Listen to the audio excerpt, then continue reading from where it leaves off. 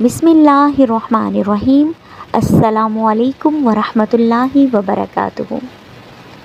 ہر شخص کا ایک میدان ہوتا ہے اور وہی اس کا جہاد ہوتا ہے۔ یہ دین کبھی خالد بن ولید رضی تعالیٰ عنہ کی تلوار کا محتاج ہوا جب مارکا سخت ہوا، اور کبھی حسان بن ثابت رضی تعالیٰ عنہ کی شاعری کا جب فکری مارکا شدت اختیار کر گیا۔ خالد حسان کی جگہ نہ لے سکے اور نہ ہی حسان خالد کی۔ اللہ تعالیٰ نے ہم سب کو ایک ایک مورچے پہ کھڑا کیا ہے۔ ہر ایک کا ایک مخصوص مقام ہے جس کا اسے دفاع کرنا ہے۔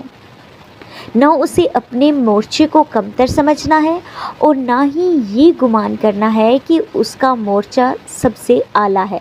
یعنی کہ اللہ تعالیٰ نے جس مقام پر، جس جگہ پر آپ کو کھڑا کیا ہے، جو کام آپ کے سپرد کیا ہے، آپ نے اسی کے اندر رہ کر اس کو اچھے طریقے سے ایمانداری کے ساتھ اس کو پورا کرنا ہے، اس کو اپنے کام کو یعنی کہ سر انجام دینا ہے۔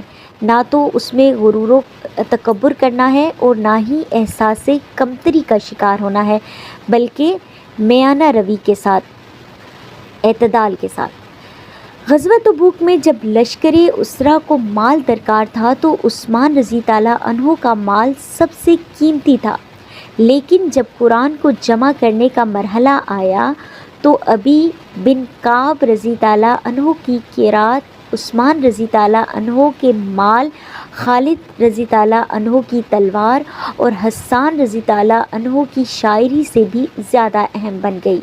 لہٰذا جب تمہاری باری آئے تو شیر بن کر اٹھو۔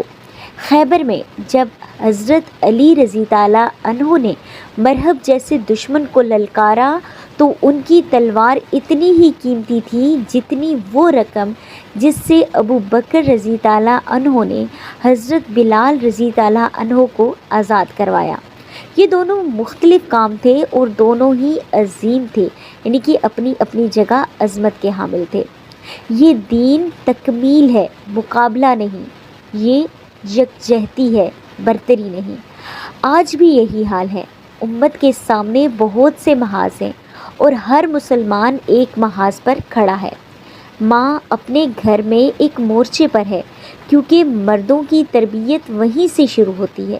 استاد اپنی کلاس میں ایک مورچے پر ہے کیونکہ جاہل امت کبھی قائد نہیں بن سکتی۔ مجاہد ایک ایسا مورچہ سنبھالے ہوئے ہے جو مسجد کا امام نہیں سنبھال سکتا، اور امام مسجد ایک ایسا مورچہ سنبھالے ہوئے ہے جو ایک تاجر نہیں سنبھال سکتا، اور وہ تاجر جس کی سخاوت، صدقہ و خیرات اور حاجت مندوں کی مدد اس قدر اہم ہے جیسے کسی مجاہد کی قربانی یا امام کی ہدایت۔ دیکھو، اللہ تعالیٰ نے تمہیں جہاں کھڑا کیا ہے وہی تمہارا مورچہ ہے، اسے مضبوطی سے تھامو، وہیں جہاد کرو اور اپنا کردار ادا کرو۔ جب ہر شخص اپنا کام کرے گا تب یہ امت اپنا کھویا ہوا مقام واپس پائے گی۔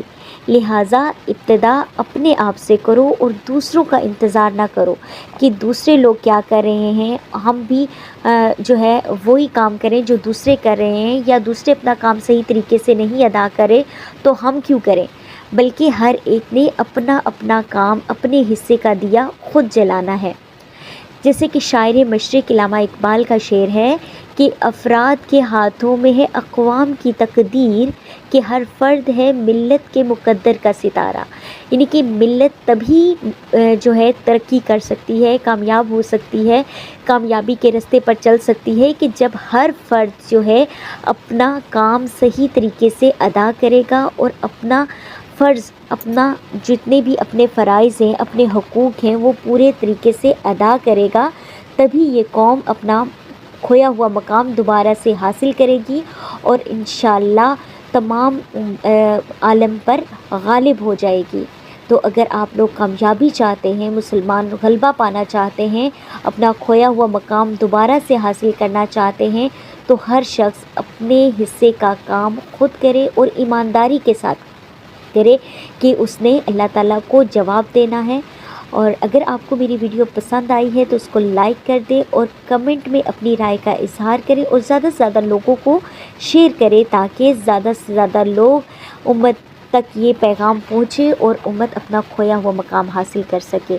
وآخر دعوانا ان الحمد للہ رب العالمین۔